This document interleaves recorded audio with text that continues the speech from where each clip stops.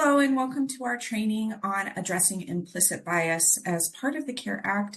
This is part of a series of trainings to address equitable and person-centered care within CARE Act in how we, all members of the CARE team and CARE process interact in ways that limits the impact of implicit bias on the care that we provide. I wanted to introduce a few of our speakers that will share their expertise and their background in how to manage implicit bias. We have Dr. Karen Louise Hill, who is from Health Management Health Management Associates. She is a nurse practitioner with more than 15 years of experience in adverse childhood experiences and trauma-informed care.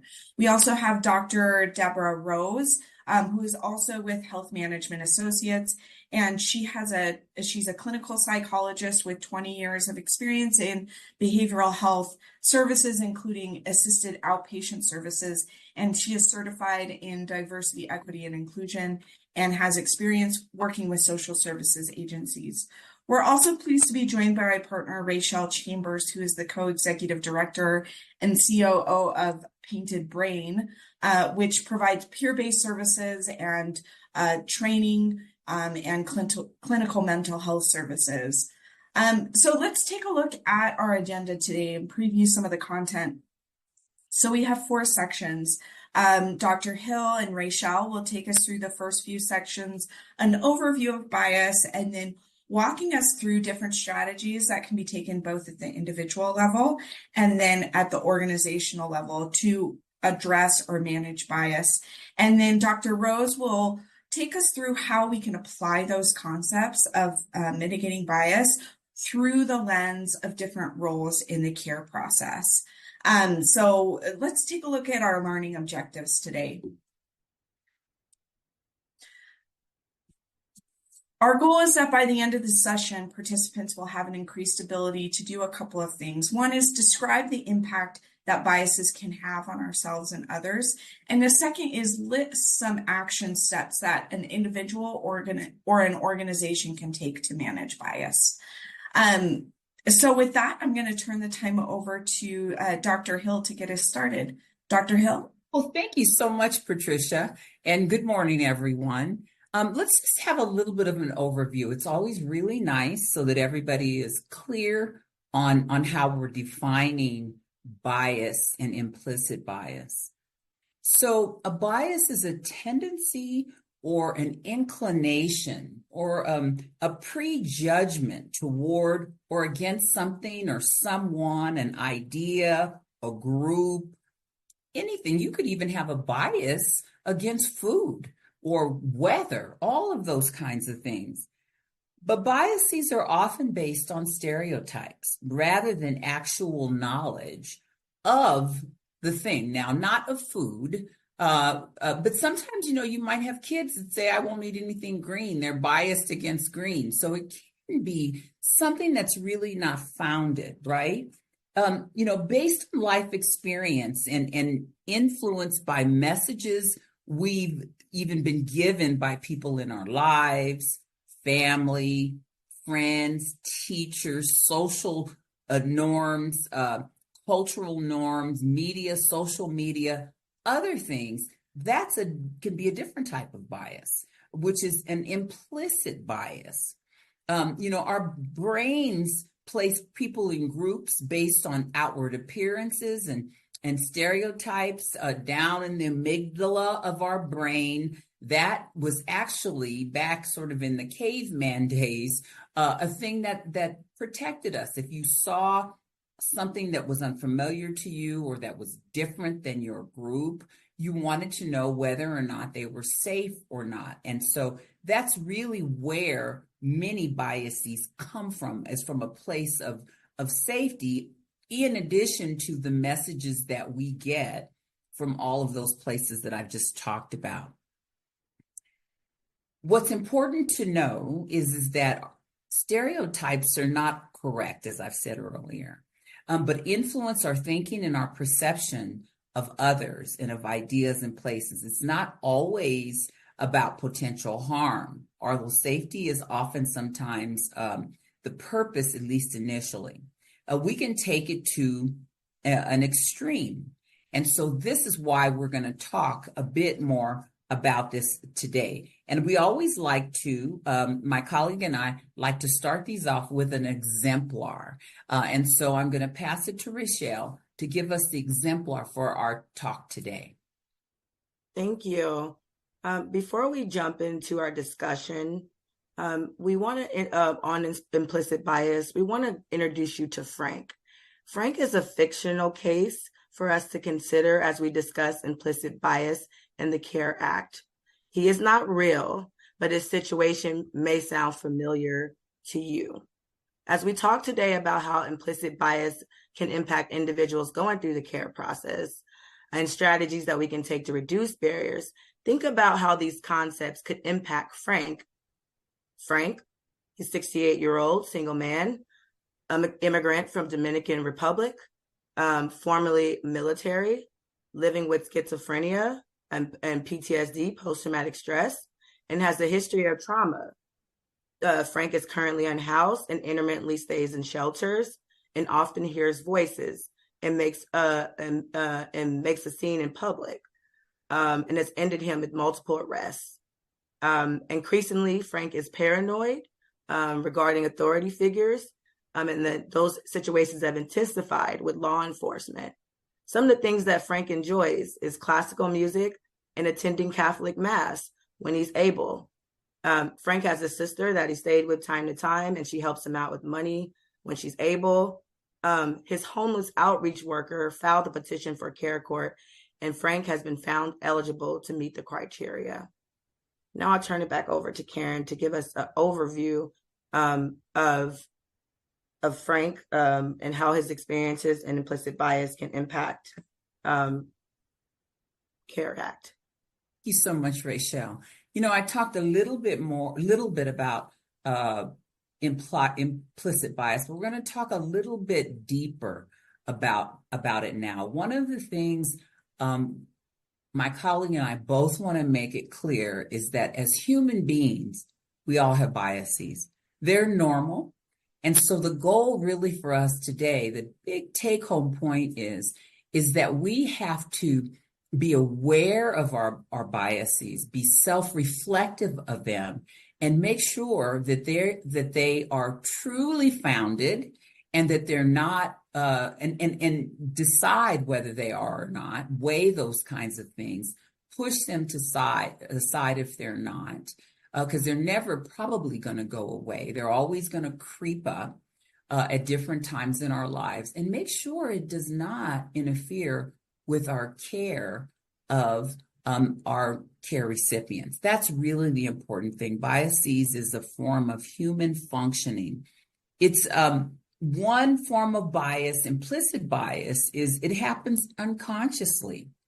For example, if I move to a new neighborhood and I don't know anybody in that neighborhood, and everybody looks foreign, and then I see somebody who looks like me, I may have a tendency to gravitate to that person because I feel more comfortable around them. They remind me of something that perhaps was familiar or safe to me in the past, right? Rather than go to a stranger and ask a question about that.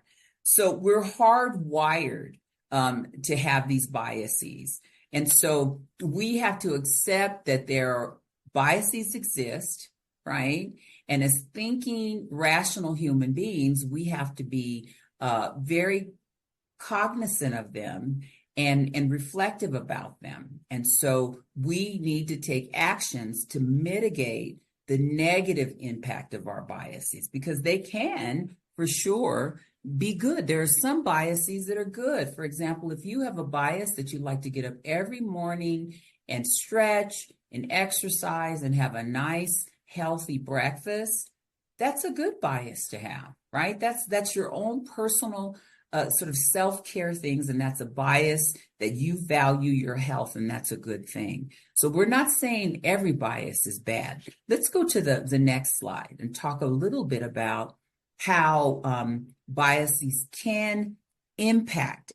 As as we do this work. As service providers, we always can have the best intentions at heart, yet our biases can get in the way through casual encounters. They can limit the services that we provide for other people, because we can make a judgment to say, oh, if we're thinking of Frank, well, he's got PTSD and he hears voices, he's certainly not going to participate in the care court process. Or you can think automatically he's going to be difficult to deal with because he can get upset in public when he's upset, or there's a flare in his mental health condition and he ends up in jail, without really looking at him clearly. It can impact our client-provider relationships. Biases can impact our relationship with our colleagues and coworkers, our hiring practices, all of those kinds of things, the kinds of clients that we deal with. Let's just say we have a bias against women or people of color, or all of those things, they can get in the way of our work. And so we have to really be mindful as we do this work of where we come from and what we're bringing to the work and the practice. Let's go to the next slide and think about and look at the different layers of discrimination. We've talked really about Frank's ethnicity, that he was a veteran, that he's an immigrant. There's these other layers, but also age. Some people have biases around people that get to be a certain age. I mean, I will speak for myself. Now that I have this gray hair, people respond to me differently, almost as if like I can't hear well or I don't understand as much, right? Sexism, racism, ableism, people who have a disability are often treated differently. Nativism, you're going to stay with your own group and that's all you want. We see a lot of that. Ethnocentrism, colorism. Perhaps you're part of a group, but maybe you're too dark for that group, or you're too light for the group. Maybe you're too big. We see a lot of this in the news around airplanes and different things about size and can you fit into the seat, and how we think about other people. And then, of course, homophobia. This list can go on. And the thing that's interesting about this for me is that it can be layered onto one person. So Frank has several of these areas that he could experience biases because of that. Let's go to the next slide. So when we think about biases, the important and implicit bias specifically, really the biggest way for us to mitigate any of this is we've got to take it head on and look at it straight in the eye and look at ourselves. We've got to look at our world, our daily interactions, the decisions we make and why we make them and where they come from, our own types of behaviors, who we hire, the kind of services we provide, the kind of policies we develop, the kinds of people we have in our personal group. When we have social time, are we always with the same type of people, or do we invite different people into our circle of friends so that we can learn about other people? Often biases are compounded if you are really busy, if you're overworked, if you're too tired, then that's when your implicit bias can crop up and you're not as reflective about that. So we've just got to think about how we move forward. And let's go to the next slide. When we talk about looking at ourselves, right, one way to do that is to evaluate your own bias. And so we have for you the implicit association bias. You're going to all get copies of this, and you can take a test around any of these areas: religion, gender, skin tone, sexuality, weight, weapons, all kinds of areas. and see where your biases may crop up. You will be surprised. I've taken this test and I was surprised. I thought, wow, I'm the most, I think in some ways I'm pretty liberal. And when I took the test, I was like, oh gosh, you do have some biases. Not good or bad. It's just a reality and something that we all need to be aware of. Let's go to the next slide. So why do we want to take it? Why do we want to take a test? Is that people don't always say what's on their minds. They want to be politically correct, right? Even though that thing, that implicit bias that's working sort of in the background and unconscious, we may not even know it's operating if you are always with the same people or you always make the same choices with the same patient population. By taking an IAT is what it's called, it gives you some insight into your own thinking. Rachel, let's have some experience with taking an IAT. Can you talk to us a little bit about that? How that was for you, Rachel? Yes, I actually took the test as a result of getting training. And as a leader, when I saw the menu of services, I was a little bit intimidating because, like yourself, Karen, I also saw myself as liberal, pretty free thinking, very conscious, but very much afraid to kind of uncover where my bias laid. So I just want to encourage other leaders when you're thinking about, like, as Karen said, like, taking it head on and addressing it with yourself, like, don't be afraid, or it's okay to be afraid to know the unknown. But then, the beauty is being able to do the work. And this training is going to be able to help you individually and as an organization be able to address some of those biases, good or bad, that you uncover by taking this test. And that could potentially impact at the individual level with the care recipient, as well as your organization, in which the staff that serve our clients and our recipients as well, and how those biases and policies could impact your organization in the practice. So yeah, taking the test, just do it. And there is some fear, but you're going to grow from it, like we have, both of us. Right. I mean, you can't fix anything if you don't even know it exists, right?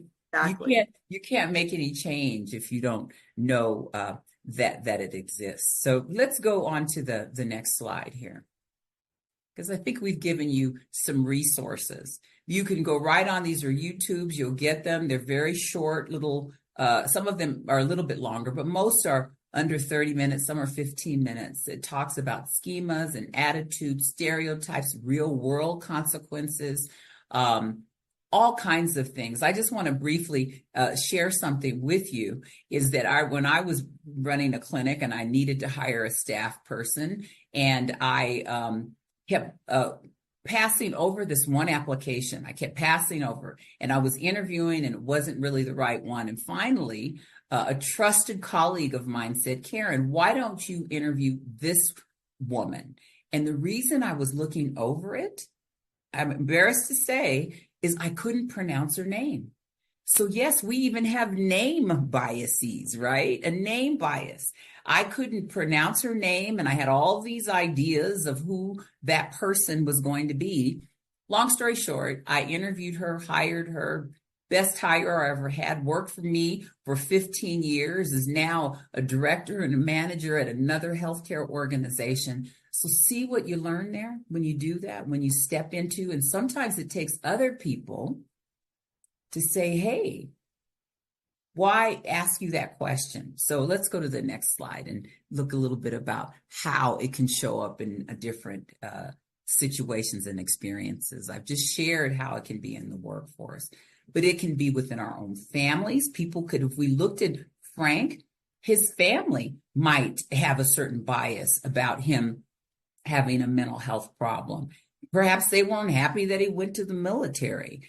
Maybe they're not happy that he still belongs pays attention to his faith, how he feels about law enforcement. Any of these kinds of things, they all can fit in. People have different feelings. These biases can really, really be very harmful. There could be positive biases, but there could also be negative ones. People may think that Frank is volatile, that perhaps he's not as smart, maybe his English is not as good, maybe his religiosity, or if they could make assumption about that, all different kinds of ways that this could pop in. Rachel, do you have any comments about this or anything you want to add there of how you see it? And I think that feeds into the next slide, to just dive a little deeper into Frank's experience. Yeah.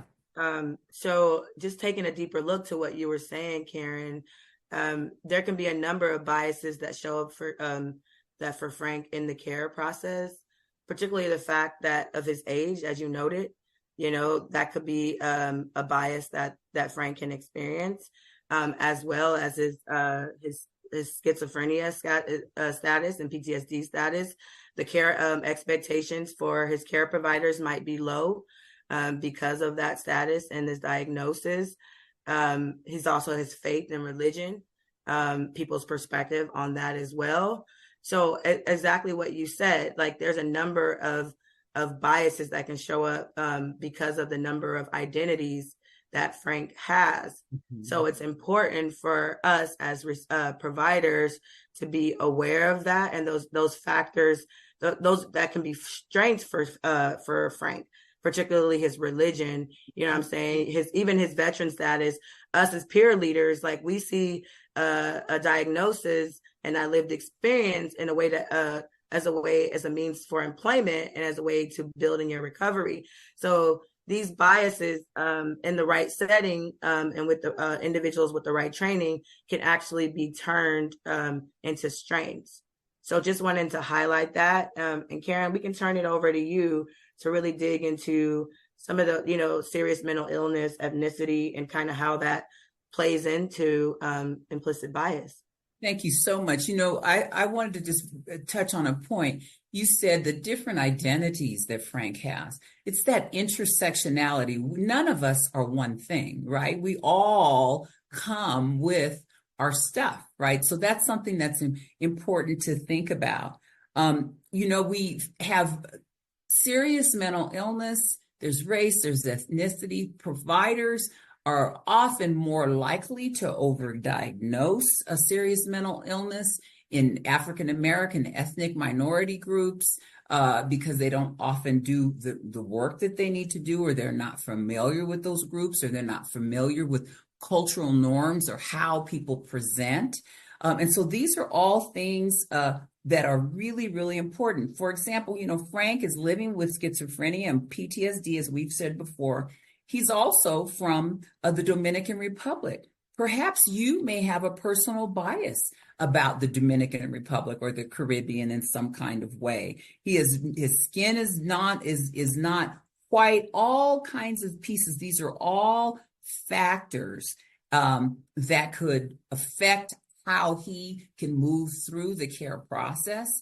And then on top of that, he's got a serious mental illness. His schizophrenia, he's got PTSD. We know that comes from some sort of trauma. So there are many, many, many aspects of things that we have to be aware of and try to mitigate.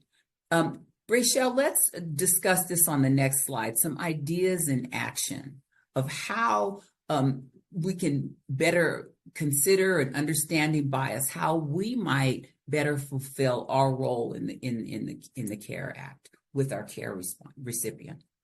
Yeah, a couple of notes on how I think that us as providers can understand and help people better fulfill their role in the CARE Act is by building compassion and empathy for care recipients like Frank. You know what I'm saying? Getting to know their interests. We said he likes music. His faith is important. Those things all, I believe, getting to know those things build compassion and empathy for a person when you get to know them. And having approach each person as a unique individual.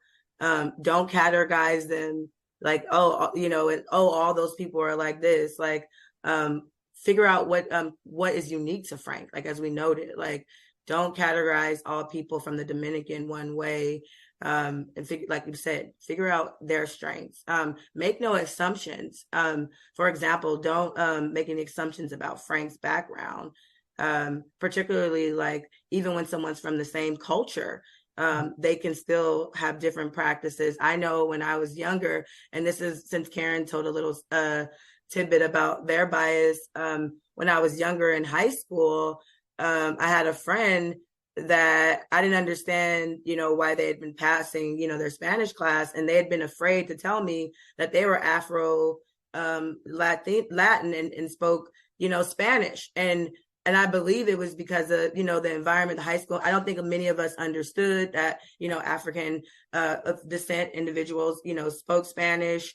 And so that was just like, woke me up to a whole other identity and the duality. And so understanding and getting to know and not just letting your biases when you see people is really important as a practitioner, and not imposing your culture. And my experience, like I grew up in a very religious background. Some people might not have. Those are things that are unique to me. Try to understand that other individuals' culture, practices, religion, so that you can better understand them. I know, Karen, I don't know if you have any other things that kind of, went deep on. I think you absolutely hit it. I think that we can mitigate bias if we pay attention to ourselves and if we are open and use a trauma-informed approach to looking and trying to learn about others, right? It makes our own lives richer. Let's go to the next slide and look at some of those strategies for addressing. We know that we have to look at it at the individual level and also at the organizational level. And I'm going to talk about the individual level right now. Let's go to the next slide. So we've talked a lot about this. Be introspective and curious about your own biases. Take a test. Look at the kinds of choices that you're making. Be aware of how your own bias may affect what you are offering or doing and saying to the folks that you're working with in your environment. Not only your care member, but also the CBOs that you interact with, the people that in your job that you're interacting, because biases can get in the way of all of that. Be willing to practice those principles of trauma-informed care, trustworthiness, making sure that you promise on your delivery, that you're non-judgmental, that you're using your active listening and really listening and trying to hear and understand, and be informed about people who are living with the experience of schizophrenia and of coming from places that are different than you are. That's really one of the big important points. And before I pass it over to my colleague, Rachel, I want to say that it is an iterative process. You have to constantly continue to reevaluate and look at what you're doing and why you're doing it. Let's go to the next slide and as we talk a little bit more about this, right? So I've said, take that implicit bias test, take more than once, take it one test, check other areas out so that you can see. You will surprise yourself. You might be pleasantly surprised, and then you might scratch your head and say, oh, I've got to do some work here. Broaden your images of what success looks like. I gave a situation that really happened to me where a trusted colleague had to bring it to my attention that I was being biased against somebody who had a name that I couldn't pronounce and came from a culture that I didn't really understand. We want to resist that temptation to be defensive. We want to risk that temptation to think that we know already what something's going to be, because remember what we said in the beginning, many of our stereotypes and our prejudgments are incorrect. Being able to have a trusted colleague depends on the education and training. And so some of that is work that our organizations will need to do, but we'll hear more about that next. Let's go to the next slide. So we want to take that whole person approach and come up with some action steps, seek out the strengths of our clients, right? Some of the things that you may think about an individual could be true, but they could also be a strength. And how can we turn something into a strength so it's being seen as a strength?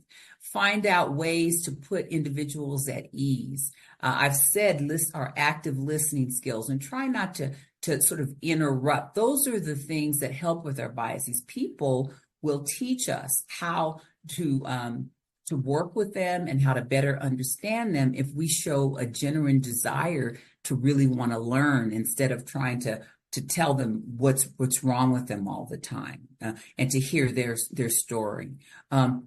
Avoid using a power dynamic over someone.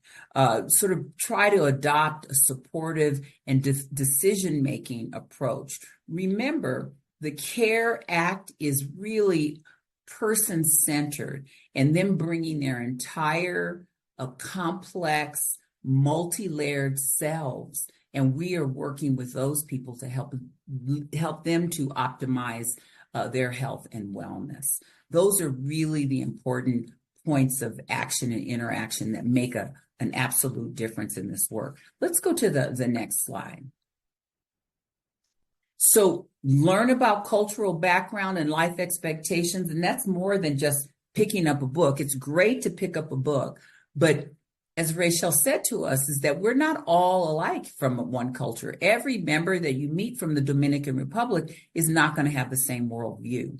So that's why it's important to talk to people and get to know people, expand your own horizons. You will be pleasantly surprised. Also, it's an opportunity for us to deepen and expand our empathy and compassion and respect for people who've had different experiences than us. I love this saying, and I want us to remember it because we've had other talks about trauma-informed care. It's not what's wrong with you. It's what happened. Oftentimes, the people that we work with will have behaviors that could be quite upsetting to us. And so the question we should ask ourselves is, I wonder what happened. You can ask them, what happened to you? And get folks to tell you about their honest and true experiences. And that gives us sort of a window into their own lives. Next slide. We want to pay attention that we educate ourselves, right? That we don't go on rumor and sort of community gossip about what schizophrenia is and why you get it and other psychiatric disorders. Education is really, really powerful. And it's powerful, and it's important, particularly if we are working with people with serious mental health issues, that we know what some of those are and what they look like and why people sometimes behave the way they behave or the way it's demonstrated in their worlds, right? Be aware of the media that you consume, how much of it you consume, because some of that stuff is really poison and can bias us and reinforce our own negative biases. If you've looked at anything, whether it be on Instagram, TikTok, social media, even some news, some of the things that come out of there is just like, whoa, really, really hard to listen to. So be mindful of that. It's okay to turn that off sometimes if it's negative and upsetting and not going to be helpful for anyone. And then finally, we want to allow for different models of support and recovery. There are many ways to get something done. It's not my way or the highway. And that's why this is important, that as we build our plans of care, as we will participate in the care court process, that we center our client to find out what they need and want for their healing. Let's go on to the next slide. And I'm going to pass that over to Rachel, and I can talk about some of these ideas in action. I've said my piece here. Rachel, what do you think about some of these ideas in action? Do you want to add some pieces here? Yeah, so essentially we've been discussing strategies to, manage biases that can be taken at the individual level, like you said, right? Before we move on to strategies at the organizational level, like you said, let's reflect a little bit on Frank's situation and kind of go over some of the individual strategies that the provider can do. Let's imagine Frank's case manager, Maria, right? She works with a behavioral health organization, has been assigned to work with Frank.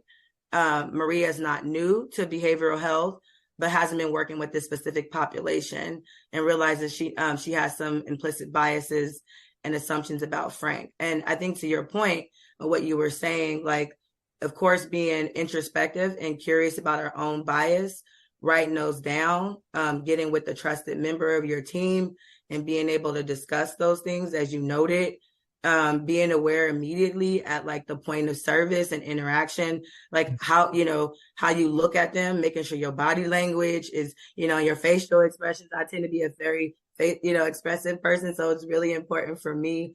It might show up. So you can seek out a different additional information about the recipient to identify their strengths, as we talked about. Like they potentially like classical music, religion might be a strength. And putting Frank at ease by utilizing those things that Frank likes, like music, maybe talking about Frank's culture in the Dominican Republic. I think those are ways in which we can really, at the individual level, really be able to kind of break down those barriers and kind of just more, you can chime in, but just having practice in cultural humility, being curious, like you said, about individuals. And like you noted, like making sure you're informed about individuals with schizophrenia and not, showing up with your preconceived notions about what you saw on TV or what your family members have said, and really seeking out different models. And that's what I do as a leader, really trying to find innovative models and strategies that are focused and grounded in recovery for particularly individuals with a diagnosis of schizophrenia. And I believe that there's so many emerging things and so much research out there that can support you and, really understanding the population.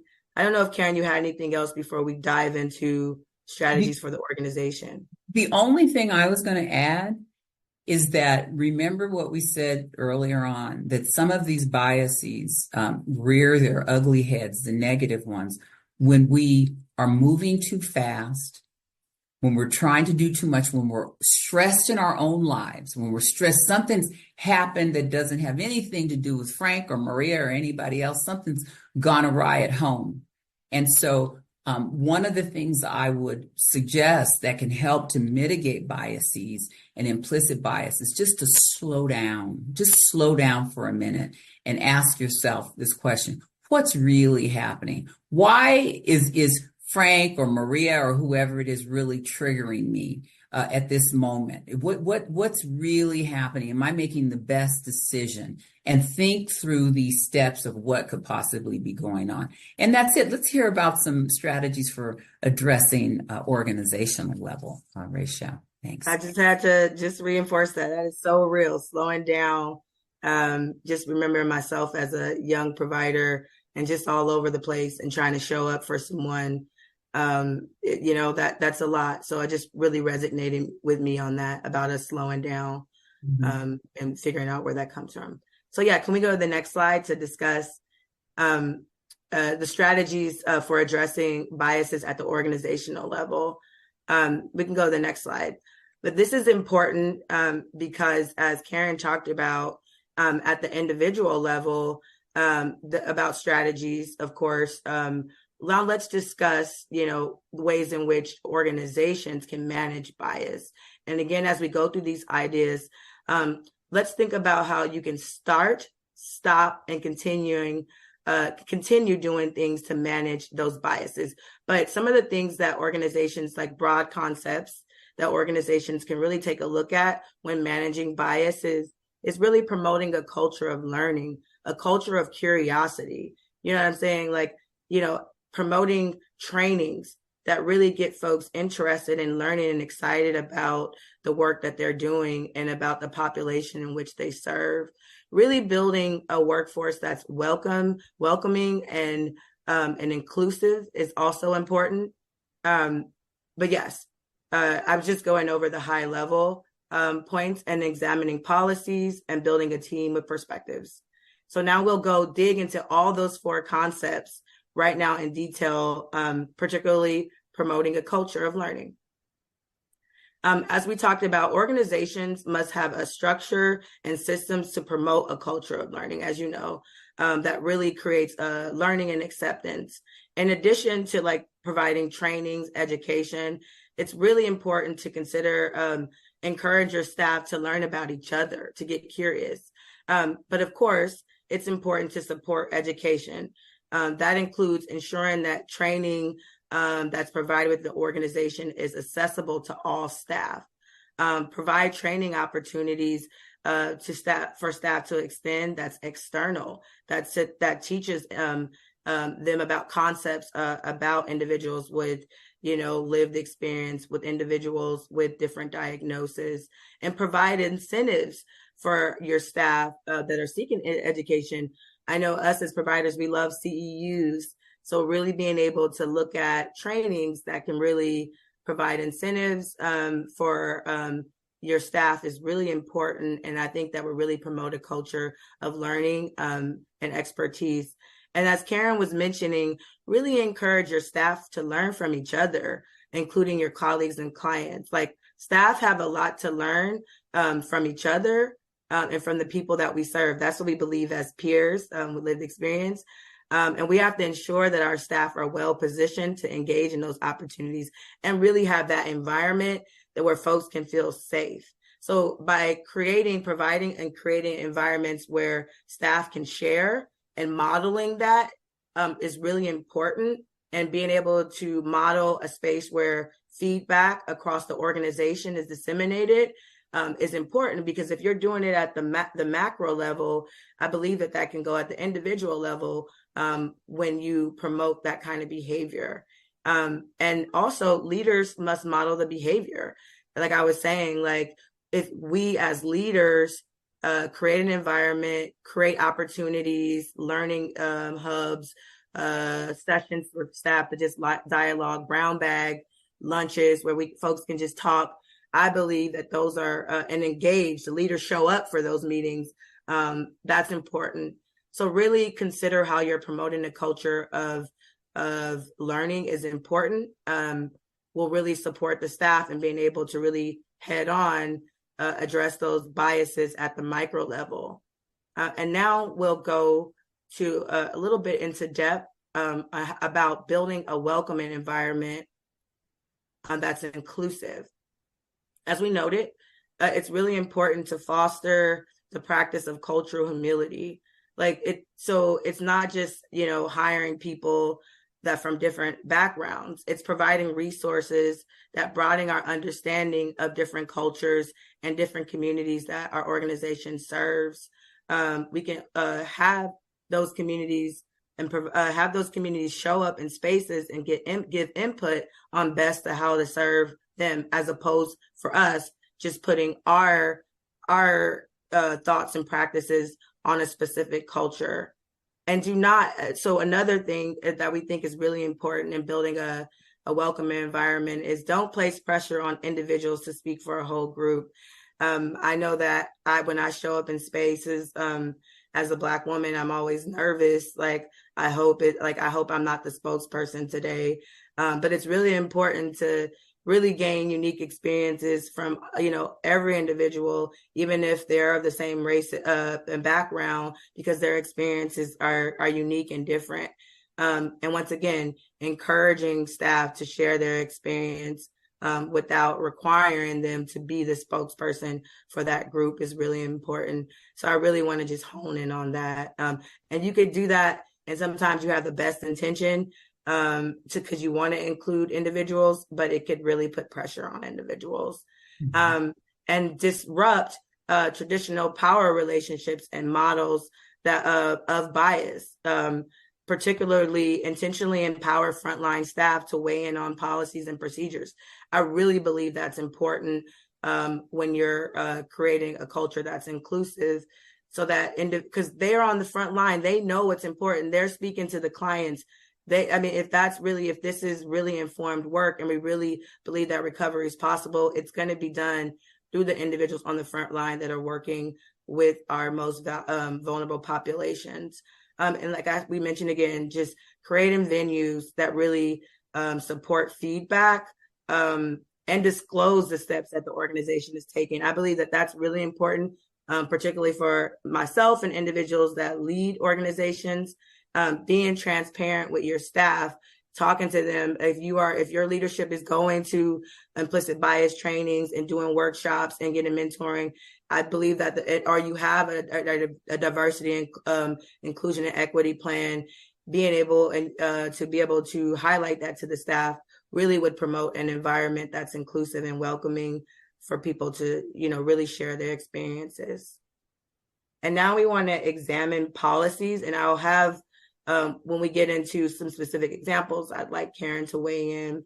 But, me being a policy individual, it's really important to continue to dismantle existing structures to promote that promote biases. Organizations will really need to look at really those core policies and procedures that they're operating. For example, organizations whose policies and procedures do not protect certain minority groups will inherently bolster biases towards those groups. So that's really important. So leadership can once again invite staff to share their ideas on this work. But just so that we can go a little bit deep, I'd like Karen to really give us a couple examples of those policies and procedures that can really support with addressing biases. Okay, I'm going to give you some examples in my own clinic. We know that sometimes some of our clients can be disorganized and maybe not make appointments on time. And so we had a very rigid rule about coming to your appointment. If you were 10 minutes late, the rule was you had to reschedule, and it might not be for the very next week. Well, that's really a bias against somebody who might not be housed, who might not be thinking as clearly as they could on some days, might be standing in line trying to get breakfast. So we had to change that policy. And so we gave a little bit more leeway, and we also had a drop-in time so that if somebody couldn't make their appointment, they could come into either the drop-in hours in the morning and the drop-in hours in the afternoon. We had another situation at another organization that I worked for that we had a pretty significant Native American population. And so we had all these rules about tobacco and no smoking and all of these other things. And then when the nation came to the organization, this was at the University of California, and talked about how important tobacco and sort of the smoke was, that we made some allowances so that they could still practice their religious practices, and still, so it was a win-win. But what it took was conversation, listening, hearing, and empathy, and a willingness to make change. And so I think that those are some opportunities. It's not always around race and ethnicity. Sometimes it's about the things that make our lives easier. For example, do we have Saturday morning hours for visits?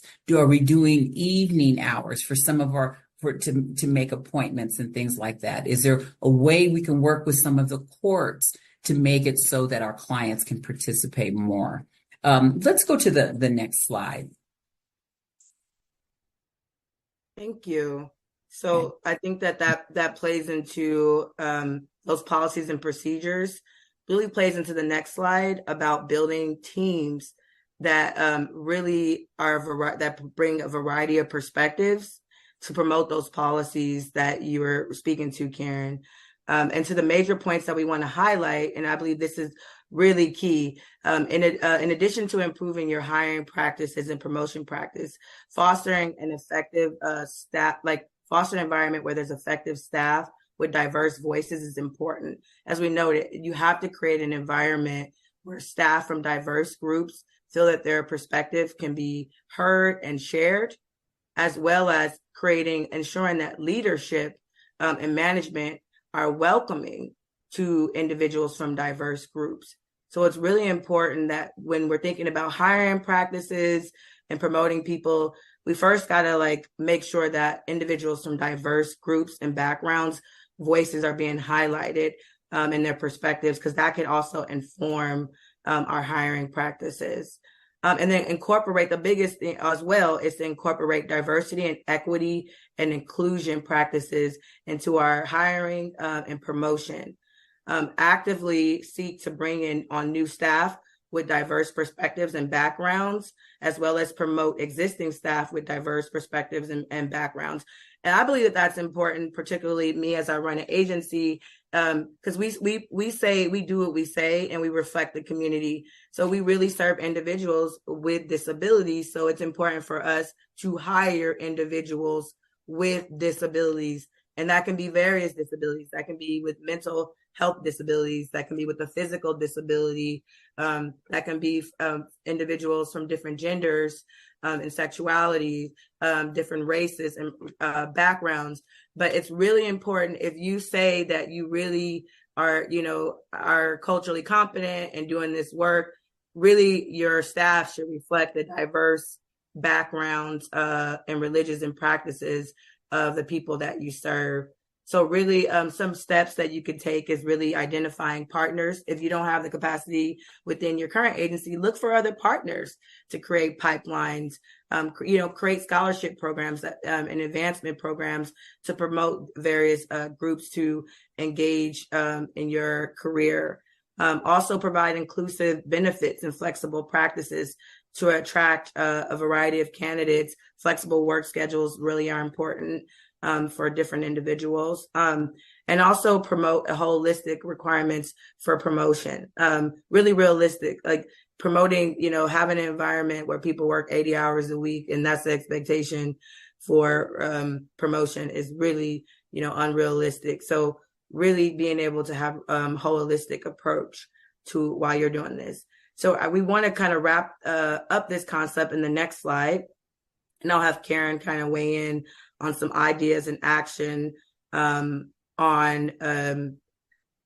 these whole concepts of like promoting a culture of learning, Karen, building a welcome and inclusive environment, really examining, the policies that you said and practices that you put in place at the internally and externally, so that they're inclusive and don't reinforce biases. And as we wrapped it up, putting that team together. So I don't know if you want to add anything to that. The only thing I want to add to that is having an open dialogue. I think if we were to put these actions into place, including our care recipient, our petitioner, the volunteer supporters, the agencies that we interact with, the court, speaking up, I think this is really, we'd be far along the road and tapping all of that with education. Let's go to the next slide. Thank you. And I want to thank Rachel and Karen and Patricia for including me in this really important discussion. And we've heard a lot about managing implicit bias as an individual, as an organization. And what I'd like to do is talk a little bit about how we can implement those thoughts into the CARE Act, the CARE process, the CARE plan. Next slide, please. There are a number of roles that are involved, and that means that there are a number of opportunities to consider implicit bias and how we work with recipients and with respondents who are involved in the CARE plan. Let's take a look at some of those.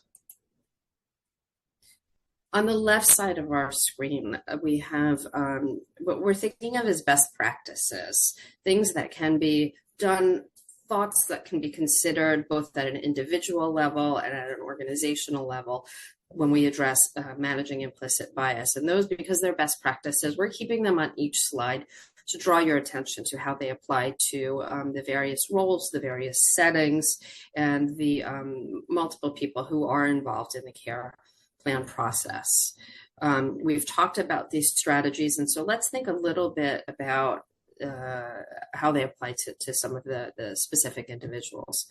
Certainly with the client or the respondent, people live with our own stigma about our own illnesses, and we have opportunities to help individuals who are living with serious mental illnesses address and consider their own stigma against medication, about seeking treatment, about asking for support. And one way that we can address that implicit bias is to really encourage individuals through psychoeducation, through non-judgmental support, and through meaningful ways to help individuals recognize that mental illness, in this case schizophrenia and other schizophrenic spectrum disorders, are diseases like diabetes or like cancer. They're not something that is elected. They're not something that happens because you've done something wrong. And so addressing some of the stigma, the internal stigma, I think is an important aspect of how we can consider addressing implicit bias.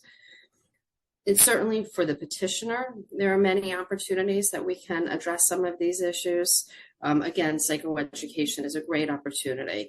Psychoeducation meaning that we are teaching strategies, we're teaching information, we're providing recovery opportunities and explaining what those look like in a very tailored and specific approach to people.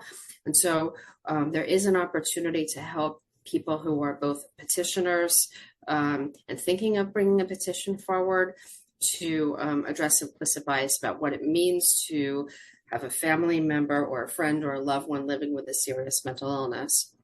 I think that we can also help address some of our own biases by broadening the knowledge and the understanding of what recovery looks like. And that recovery is really different for each person. It's a pathway that one follows, and there's going to be ups and downs and hurdles and successes. And so recognizing that not every person who is living with schizophrenia looks the same. And certainly people who are living with schizophrenia might not look like what we see on TV or what we see in movies, and sort of recognize that each person is unique, and that opportunity to help educate petitioners who are bringing these petitions forward in the care court. And then the volunteer supporter, a very important role, whether it is a family member, a loved one, a person with lived experience. Again, I think that we have the opportunity to provide psychoeducation about living with mental illness, provide education about supportive decision-making so that people understand and recipients' wishes, desires, rights, preferences to what kind of services are offered and what kinds of services are received. And then again, helping folks to recognize the strengths of the people that we're serving. These are folks who aren't just living with an illness. These are also people who have joys and hopes. In Frank's case, he loves classical music and he's connected to his church. And so some of that training and some of that education about addressing implicit bias is to recognize more than just the diagnosis, but to recognize the strengths that each person offers. Some additional things, and I appreciate that Karen talked about active listening earlier, is really thinking about and learning how to work with individuals while we withhold judgment, making eye contact, avoiding facial responses, and being genuine to hear the individual as a unique person. So I think that those are a few opportunities to manage implicit bias at an individual level. Why don't we take a look at the next slide, please? Thank you. My colleagues have talked a bit about how we can manage implicit bias at an organizational level, and I really appreciated hearing about specific policies. I think that we have some opportunities in behavioral health to apply some of those principles. Certainly, Karen gave examples of the names of people who are applying for jobs. We can consider redacting the names off of resumes when we look at them. We can train, we're doing a lot of Zoom interviews with staff, and so we can train our hiring managers on recognizing that not everybody has a private office that they can interview from. And there may be things in the background, or you might hear noises in the background. And so to recognize the differences that people have as they are interviewing. We talked a little bit about ageism, and I think it's not just about considering what it means to hire or to work with somebody who has more experience in their career, but also people who are newer in the career and what they can contribute to serving recipients in the CARE Act. We've talked about doing some implicit bias testing, and that can be encouraged at an organizational level. That certainly can be brought into training and a commitment to diversity, equity, and inclusion and belonging training throughout the agency.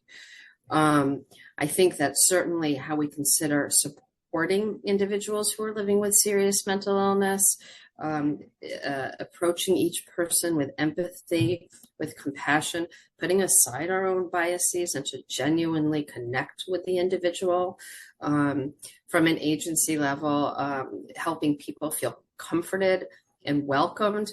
Do we have artwork that reflects what people look like? Do we have reading material in multiple languages? Things that address that we recognize the uniqueness and the diversity of those that we're serving. So again, some of the best practices that we've identified. So take a moment and think about how your team may be able to apply some of these approaches. Let's go to the next slide, please. I think that housing and community support providers are very much like behavioral health agencies in the sense that the best practices for working with individuals who are living with schizophrenia and other schizophrenic disorders, those same best practices apply to leadership organizations, to regulatory organizations, and to direct service providers. And so we think about the different ways that providers who are working with recipients who have a care plan or a care act, we can apply those same principles that we're talking about, including turning to clients as experts in their own care. What's important to the individual? What are their preferences? What kinds of religious events matter to them? If somebody is fasting because that's part of their spiritual and religious identity, do we recognize that and tailor our services or our hours or interventions to meet the needs of that person? So really matching services to the individual. I think it's really essential that we consider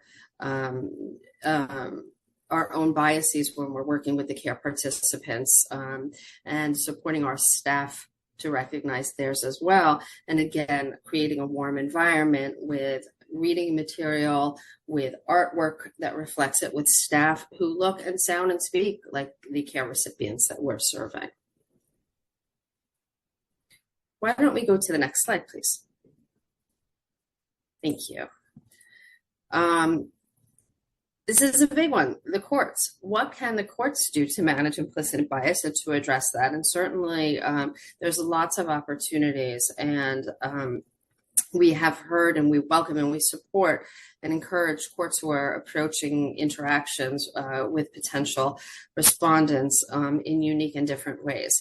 In some cases, judges are electing not to wear the black robe. And there still is the black robe effect that occurs, but they don't have to necessarily be wearing it. They carry the authority, and some of them are choosing to offset some of those inequities in the balance of power by not wearing a black robe. Some of the courts are holding events in informal settings, in conference rooms, around round tables instead of in formal courtrooms. These are some of the ways that the courts can support and address implicit bias.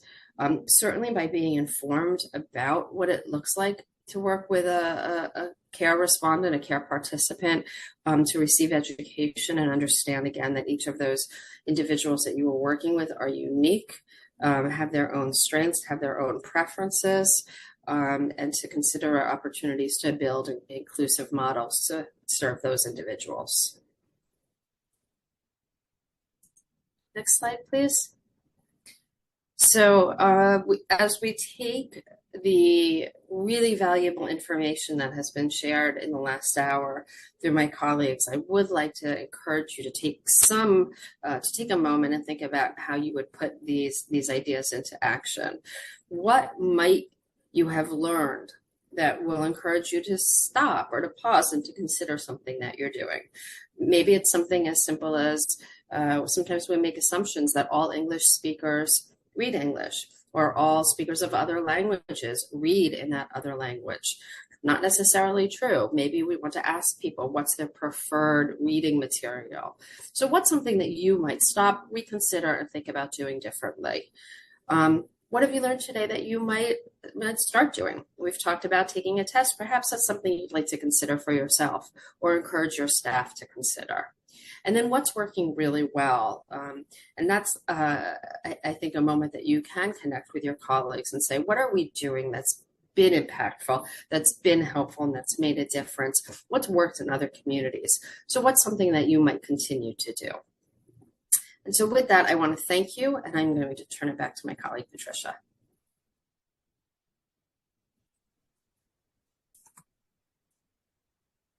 Thank you, Deborah, and thank you, Dr. Hill and Rachel as well, for sharing your expertise, what this has looked like in the in practice, in all of your different experiences. So again, some of the objectives that we had for today's session describe the impact that biases can have on ourselves and others, while at the same time recognizing we all have implicit bias. We've talked a lot about different strategies, and one of the objectives is that you can list action steps that an individual or an organization can take to manage bias. And Dr. Rose just walked us through the thought of experiment of what could you stop doing, what could you start doing, or what could you continue doing to continue managing and addressing implicit bias and the support and care that we provide for others. So we just wanted to highlight a few next steps that you could take after this session. So all of our training materials are on our CARE Act Resource Center, including recordings of past trainings. We mentioned several of the trainings in our trauma-informed care series, which are listed on the screen. Karen referenced trauma-informed care as a way to approach individuals with humility and compassion, and addressing implicit bias is a crucial component to trauma-informed care. So you can find those trainings along with our other resources and trainings on the CARE Act website. And I'll highlight a few additional resources for you. We have some implicit bias videos from the UCLA Office of Equity, Diversity, and Inclusion. We also have some courses by the National Institutes of Health, and you can view some of those training materials, and also that implicit bias test, which we reference out of Harvard, to test some of your own assumptions and to see where you might have implicit biases that you can make note of and work to manage. We also, on the next slide, we'll share our email address. There's no wrong doors, so you can go to our website to find more information. There's also requests for technical assistance, but like I mentioned, there is no wrong door, and you can always send us an email at info@careact.org, and we may not have the answer, but we can try to connect you with somebody who does have the answer or who can connect you to resources. So thanks again for attending, and please let us know if you have questions.